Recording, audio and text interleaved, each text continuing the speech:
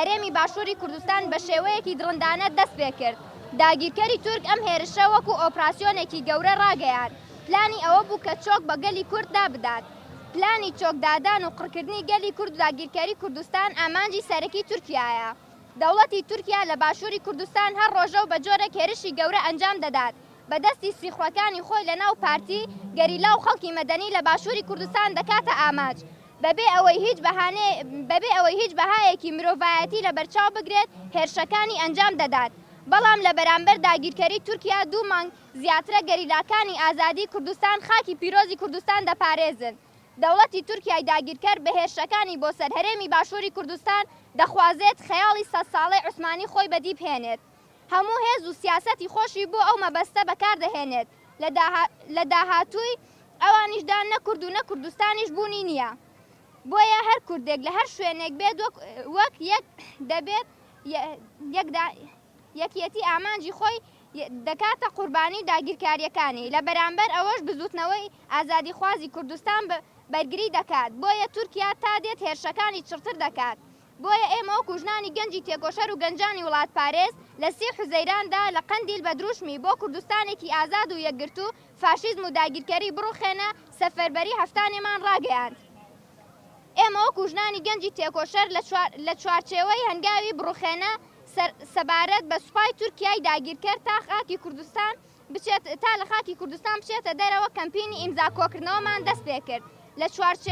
لەو چوارچێوەیەدا لە سەرانسەری گوند و ناوچە و شارەکانی باشووری کوردستان ماڵ بە ماڵ و دوکان بە دوکان بۆ ئەوەی گەل هەڵوێستی خۆی نیشان بدات ئیمزامان کۆکردەوە. هەر لەو چوارچێوەیەدا ڕای دەگەێنین کە لەو ماوەیەدا 100,000 کەسمان بینیوە. گەلی باشووری کوردستان لە بەرامبەر داگیرکەری تورکیا زۆر تووڕەیە و بێدەنگی پارتەکانی باشووری کوردستان و حکوومەتی هەرێم سەرکۆنە دەکات. ئێمە بۆ ئەوەی تورکیای داگیرکەر لە خاکی باشووری کوردستان بچێتە دەرەوە سەرەڕای مەترسیەکانی ڤایرۆسی کۆرۆنا و قەدەغەی هاتوچۆ 50,000 ئیمزامان کۆکردەوە. لە کاتی ئیمزا کۆکردنەوەدا زۆر جار ئەندامەکانمان کێشەیان بۆ دروست بۆ بە تایبەت لە دوکان و هەڵەبجە. ئێمە لەم ڕۆژە گرنگەدا لە ڕۆژی ژیانەوەی کووردا ئەو کەمپینە کە دەستمان پێکردووە کۆتایی پێدەهێنین. ئەو 50,000 ئیمزایش کە کۆکراوەتەوە ڕادەستی پەرلەمانی کوردستان و ئەنجومەنی نوێنەرایەتی عێراق و نەتەوەیە گرتوەکانی دەکەین. ڕاشی دەگەێنین هەتا داگیرکەری تورکیا لەسەر خاکی باشووری کوردستان بمێنێت بەردەوام دەبین لە خەبات. ئێمە بە دروشمی ئێرە هەفتانینە هەر لە ناوچەی باشووری کوردستان کار و خەباتی خۆمان بەردەوام دەکەین. بۆ ئێمە سلێمانی و هەولێر و ڕانیە و هەڵەبجە و کەرکووک و کەلاریش هەفتانینە. پێویستە بە تایبەت گەنجان و ژنانی باشووری کوردستان بزانن ئەگەر لە بەرامبەر داگیرکەری تورکیادا بێدەنگ بن داگیرکەرەکان دێنە بەر دەرگاتان. دەبێت هەر کەسێک لە بەرامبەر داگیرکەری تورکیا تێکۆشان دەست پێ بکات. ژنانی گەنجی تێکۆشەر 15/8/2020 بژی بەرخۆدانی هەفتانێن. بێژی بەرخۆدانە هەفتانێن.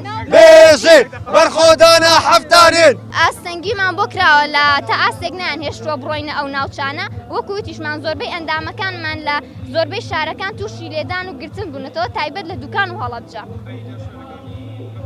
لە شوێنەکانی تر وەک ئەزانین لەلایەن ئەو پارتە بڵێن زەقانی باشووری کوردستان و ڕێگریمان لێکراوە نەهێڵدراوە بچینەوێ.